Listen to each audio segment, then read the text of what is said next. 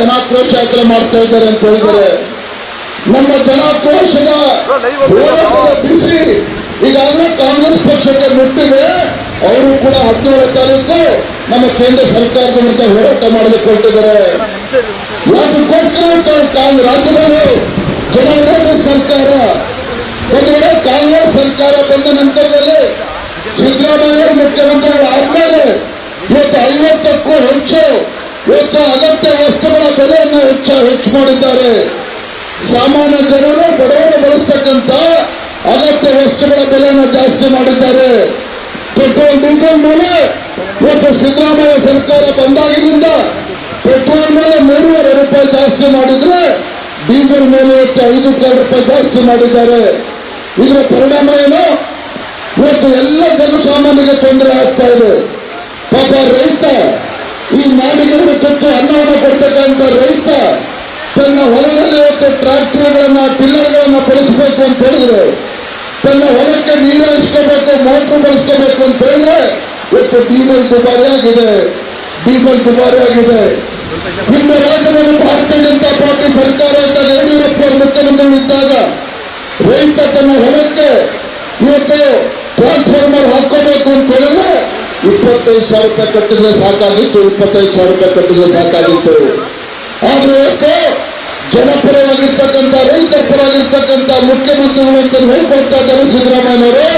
ಅದೇ ರೈತ ತನ್ನ ಹೊಲಕ್ಕೆ ಟ್ರಾನ್ಸ್ಫಾರ್ಮರ್ ಹಾಕೋಬೇಕು ಅಂತ ಹೇಳಿದ್ರೆ 2.5 3 ಲಕ್ಷ ರೂಪಾಯಿ ಕಟ್ಟಬೇಕಾಗ್ತದೆ. 2.5 3 ಲಕ್ಷ ರೂಪಾಯಿ.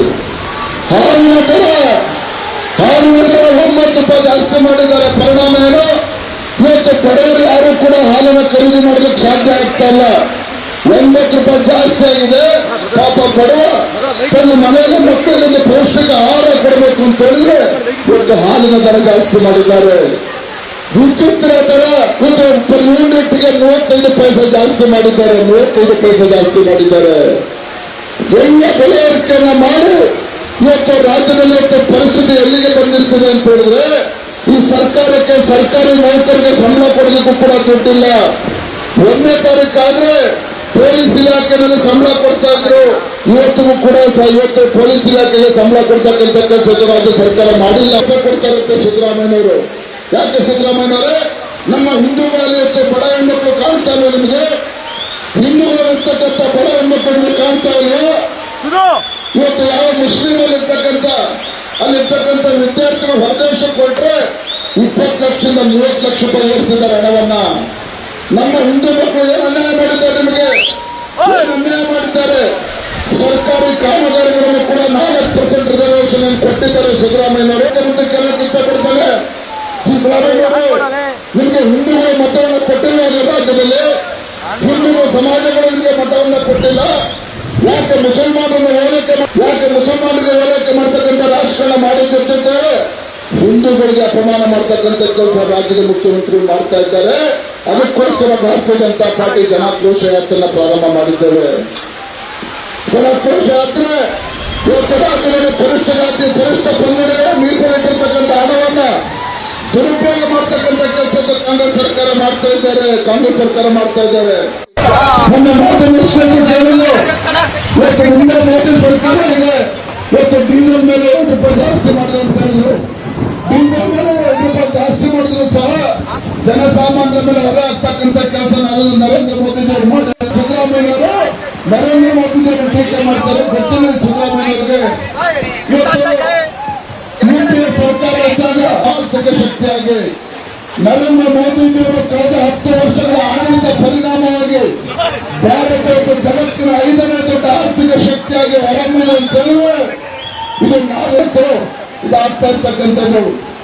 ನಾವು ಇಷ್ಟು ಮಾತ್ರ ಹೇಳ್ತೇನೆ, ಇವತ್ತು ಭಾರತೀಯ ಜನತಾ ಪಾರ್ಟಿ ಒಂದು ಹೋರಾಟ ಆಗ್ತದೆ. ಯಾವುದೇ ಚುನಾವಣೆಗೋಸ್ಕರ ಅಲ್ಲ.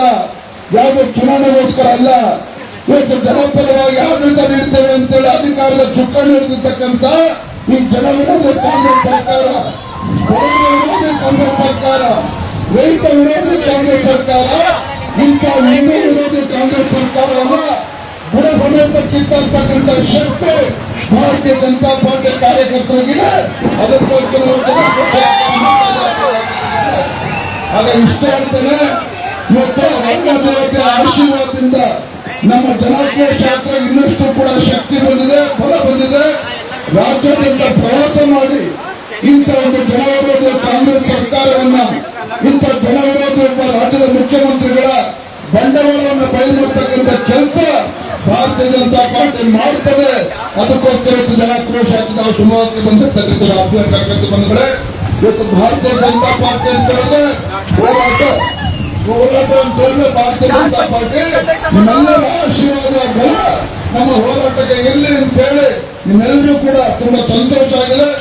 ಇಷ್ಟೆಲ್ಲ ಮಳೆ ಇದ್ರು ಕೂಡ ಎಷ್ಟು ಕೂಡ ನಿಮ್ಮೆಲ್ಲರ ಪ್ರೀತಿ ವಿಶ್ವಾಸಕ್ಕೆ ನಿಜವಾಗಿದ್ದು ಮಾತನಾಡುತ್ತಾ ಪತ್ರಿಕಾರ ಮಾತನ್ನು ಇಷ್ಟ ಕೂಡ ಮುಂದೆ ತುಂಬ ಕಾಣಿಸ್ತಾನೆ.